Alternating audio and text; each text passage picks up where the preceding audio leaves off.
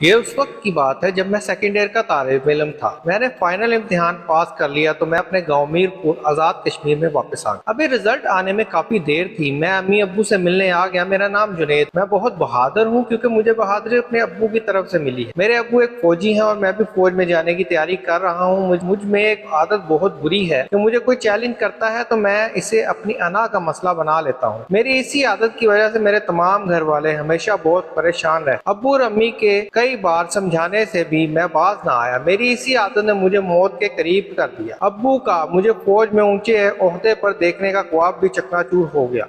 मेरी जिंदगी का वो लम्हा जिसने मेरी फैमिली का दिन का चैन और रातों की नींद छीन ली। मेरी जिंदगी का वो वाकया जिसको मैं और मेरी फैमिली जब भी याद करती है तो हमारी रूह कांप जाती है। मैं जब गांव वापस आया तो मेरी मुलाकात अपने बचपन के दोस्तों से हो और क्या था, फिर जैसे बचपन लौट आया। फिर से वही शरारतें और मस्तियों का सिलसिला शुरू हो गया। अब तो मेरा दिन रात दोस्तों की महफिल में गुजरता। मेरी इसी शौक और चंचल आदत ने अब्बू समेत पूरी फैमिली के नाक में दम किया हुआ था। बस मैं था और मेरी यारी दोस्ती। मजाक मजाक में मेरे दोस्तों ने एक शर्त लगाई कि जो कोई इस कमरे में रात गुजारेगा तो इसे हमारी तरफ से 1 लाख इनाम दिया जाए। मैं इस कमरे की हकीकत से अनजान था।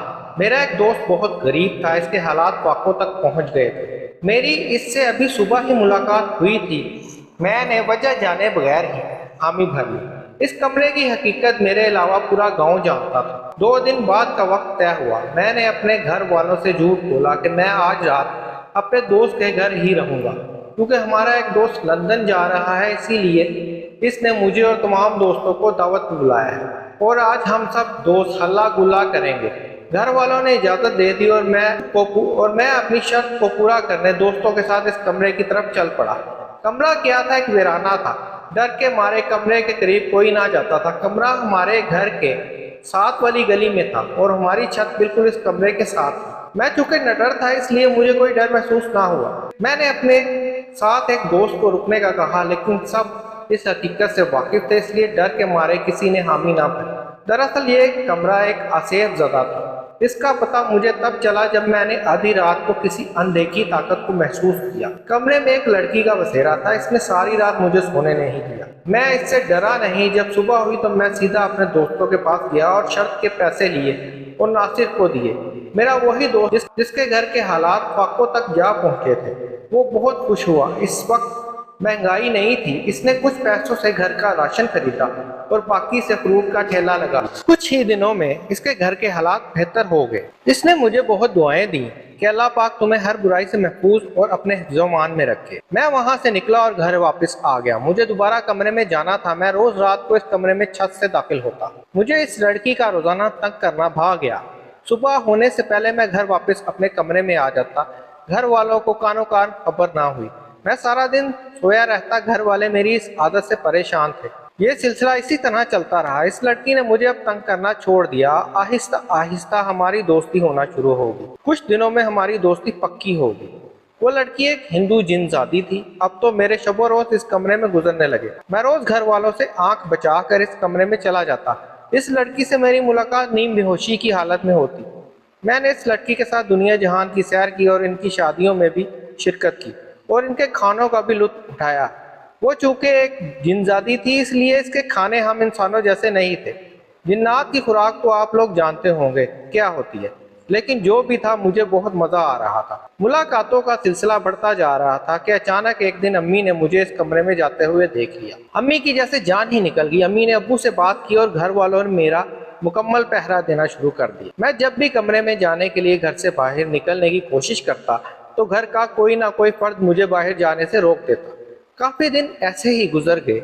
हम दोनों को एक दूसरे से इश्क हो गया था, इसलिए हम एक दूसरे से मिले बगैर रह नहीं सकते थे। वो रोज मेरे ख्वाब में आती और मुझे अपने पास बुलाती, लेकिन मैं इसके पास जा नहीं सकता था कि घर वालों का पहरा बहुत कड़ा था। एक दिन घर वालों से आंख बचाकर मैं इस कमरे में चला ही गया। अब तो मेरा मुश्किल ठिकाना यही कमरा था। अब तो मैं रात को भी घर नहीं जाता था। मेरे दिन रात मदहोशी में गुजरने लगे और मुलाकातों का सिलसिला दोबारा शुरू हो गया। अब वो मुझे पाने के लिए सर तोड़ कोशिशें करने लगी। वो रोजाना मुझे एक ऐसा मशरूब पिलाती जिससे मैं मदहोशी में ही रहता। अब तो मुझे भी ऐसा महसूस होने लगा था कि वो हर वक्त मेरे साथ है, जैसे मुझसे बातें करती हो, मुझसे खेलती और इसके साथ मैं दुनिया जहान की सैर करता। और इसके कई खानों से लुत्फ अंदोज होता। अब तो वो मेरा बहुत ख्याल रखना शुरू हो गई। नींद का गलबा मुझ पर छाया रहता। अब तो मुझे होश भी ना रहा कि मैं कहाँ था और मेरे घर वाले कहाँ।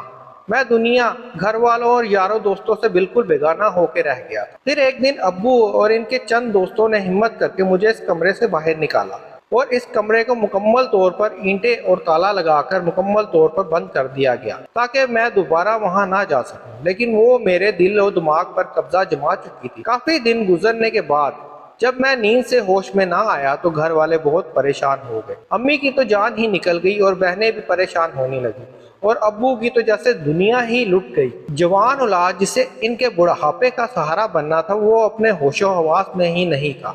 अब्बू तो गुमसुम ही हो गए थे। मैं जिंदगी और मौत की जंग लड़ रहा था। दिन ब दिन मेरी हालत गैर होती जा रही। खाना ना खाने की वजह से मुझे हॉस्पिटल दाखिल करना पड़ा। वहाँ भी मेरी हालत संभल नहीं रही। डॉक्टरों को भी पता कुछ नहीं चला कि मुझे क्या बीमारी है। एक वक्त ऐसा आया कि डॉक्टरों ने भी जवाब दे दिया। वो वक्त घर वालों पर क़यामत से कम ना था। हर आंख अश्कबार थी। कहते हैं कि जब अल्लाह मेहरबान होता है तो खुद ही वसीले पैदा कर देता है। हुआ कुछ ऐसा कि एक चिड़िया ने हमारे घर में घोंसला बना लिया। चिड़िया और उसके बच्चे बहुत भूखे थे। मेरी छोटी बहन ने इनको खाने के लिए कुछ डाला और पानी भी रखा। चिड़िया ने खुद अपने बच्चों को पेट भर कर वो खाना खिलाया और पानी पिया और निगाह आसमान की तरफ करके जाने क्या दुआ दी कि हमारी दुनिया ही बदल गई। कहते हैं कि वालिदैन और बेकस की दुआ कभी रद्द नहीं होती। एक दिन मेरा दोस्त नासिर मुझे मिलने आया। जब इसने मेरी ये हालत देखी तो अब्बू को अपने साथ ले गया। कहते हैं जब डूबते को तिनके का सहारा मिलता है तो रोशनी की किरण ढूंढने के लिए निकल पड़ता है। नासिर अब्बू को अपने घर ले गया और वहाँ से वो दोनों नासिर के पीर बाबा को अपने साथ लेकर घर वापस आ गए। पीर बाबा ने मेरी हालत भांप ली और मेरा इलाज शुरू कर दिया। पहले पीर बाबा ने वो कमरा दोबारा खुलवाया और इस जिनजादी को इसकी दुनिया में भेजा और बाद में मेरा किबला दुरुस्त किया। उन्होंने 3 दिन तक मेरा इलाज किया और 3 दिनों में मैं जिंदगी की तरफ लौट आया। मुझे दोबारा रूबा सेहत देखकर घर वालों की खुशी का कोई ठिकाना ना रहा। अब्बू और मेरे दोस्त नासिर ने अल्लाह का शुक्र अदा किया और पीर बाबा को अपने साथ लेकर अपने गांव रवाना हो गए। यार ने यारी का फर्ज निभा दिया। अब मैं मुकम्मल तौर पर सेहतयाब हूँ और अपने घर वालों के साथ खुशगवार जिंदगी गुजार रहा हूँ। अब मैंने किसी भी तरह की शर्त लगाने से मुकम्मल तौर पर तौबा कर ली है और अपने यारों दोस्तों से भी मुकम्मल तौर पर किनारा कशी इख्तियार कर ली। कहते हैं ना, जिन दोस्तों की वजह से आपको जान के लाले पड़ जाए, इनसे दूर ही रहना बेहतर है। अब मेरा रिजल्ट भी आ गया है। मैंने पूरी यूनिवर्सिटी में टॉप किया है और अब मैं फौज में अच्छे ओहदे पर फाइज और अब्बू के ख्वाब पूरे कर रहा हूँ। दोस्तों, एक मशवरा देना चाहूंगा कि कभी भी शर्त ना लगाएं। शर्त इस्लाम में हराम है क्योंकि कुदरत ने मुझे दोबारा जिंदगी अता कर दी। ना जाने इस रब को मेरी कौन सी नेकी पसंद आ गई। मेरे वालिदैन की दुआओं और मेरे दोस्त नासिर की मदद और सबसे बढ़कर अल्लाह पाक की रहमत की वजह से मैं लौट आया। लेकिन हो सकता है कभी किसी को ये मौका दोबारा ना मिल सके और वो अपनी जिंदगी की बाजी हार जाए। दोस्तों, आपको मेरी ये वीडियो कैसी लगी है? अच्छी लगी है तो लाइक करें, मेरे चैनल को सब्सक्राइब करें, साथ ही बेल के आइकन को दबाकर ऑल नोटिफिकेशन ऑन कर लें। इससे मेरी तमाम नई आने वाली वीडियोस आपको मिलती रहेंगी। इस वीडियो के साथ दे मुझे इजाजत। अल्लाह हाफिज।